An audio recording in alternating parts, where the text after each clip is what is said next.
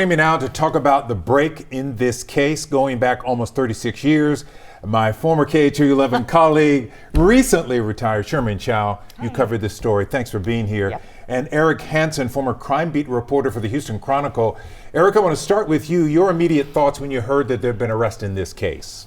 Well, I was just really surprised because it's been 36 years. I know they've worked it very, very hard. And actually, I'm very pleased, especially for the family. I remember this case vividly, even though it's been a long time. It's something it sticks to your mind. Yeah.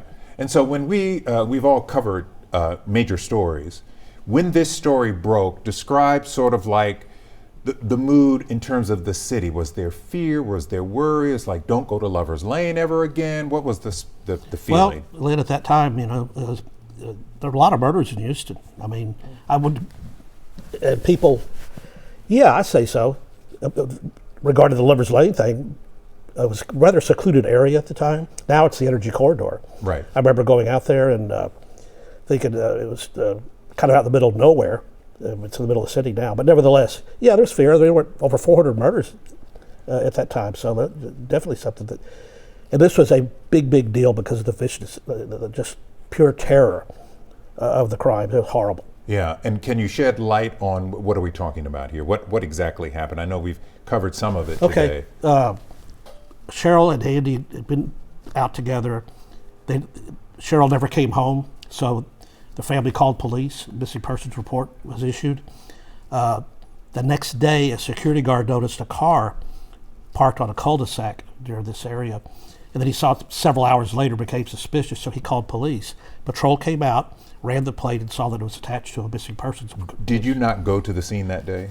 When they found the body, I did, yes. And what did investigators tell you had happened? All they really knew was that, let me back up because it was unusual. Cheryl's body was found first. Was she in the car? No, she was not in the car. She was behind some woods. I think that's a picture of it there. And his body was found 10 hours later, about 100 yards away. So it was an unusual crime scene. When I got there that morning, he was still missing and they had found her body, okay? And also, when police got there, the patrol saw the car, that there was some blood in the car, that really got the wheels in motion very quickly. What was the manner of death? Stabbing. To both of them? Yes. Mm-hmm. And Shern-Min, I know you talked to the family, the mother of Cheryl a few years ago, and I remember seeing that interview. She seemed to be holding on to the memory, even all these years later. Yeah, I think it's, the reminder that it doesn't matter how many years pass, when something that awful happens, it really leaves this huge hole in your heart. And I was looking at that story this morning after y'all called to tell me that there'd been an arrest. And like Eric, I was stunned. I got to tell you, I really thought this case would never be solved. Because? So much time had passed, and there did not seem to be any positive leads. There was no witness ID, no sketch of a suspect. The last story that we had done was about a familial DNA link that had tied the suspect in this case to a rapist of an exotic dancer in Houston at about that time. Mm-hmm. And so I'm very curious to find out at the press conference tomorrow if that is finally the link that broke this case. Were you in Houston then? Remind me. Oh yes, okay. yeah. And what do you remember about the story when the day it happened? Just that it was stunning, and I don't know that we knew it all that day. No. But when you talk about the manner of death, Cheryl had been sexually assaulted, and her throat was cut, and Andy was nearly decapitated. His body had been tied to a tree. The bodies were a distance apart, yes. Which is why it took several hours to locate Andy secondly.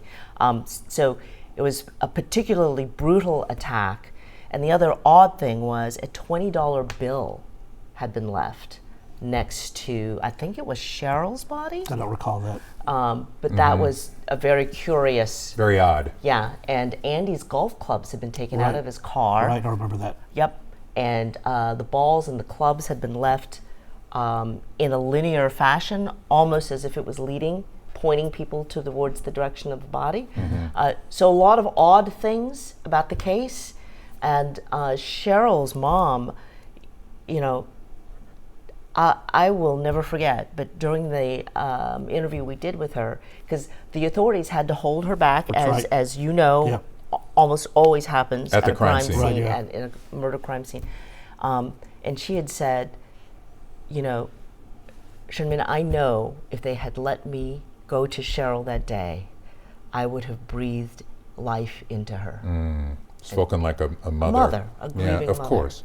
I want to touch on something real quick, and we're almost out of time. Sorry. It feels like this arrest, and we have not confirmed this because we're still waiting on a news conference from investigators, that perhaps familial DNA led them to this guy. I don't know what else could have done it 36 years later in another state. Yeah. It's pure speculation, but I think that you're probably onto something. It reminds me of the Golden State Killer in California. Right.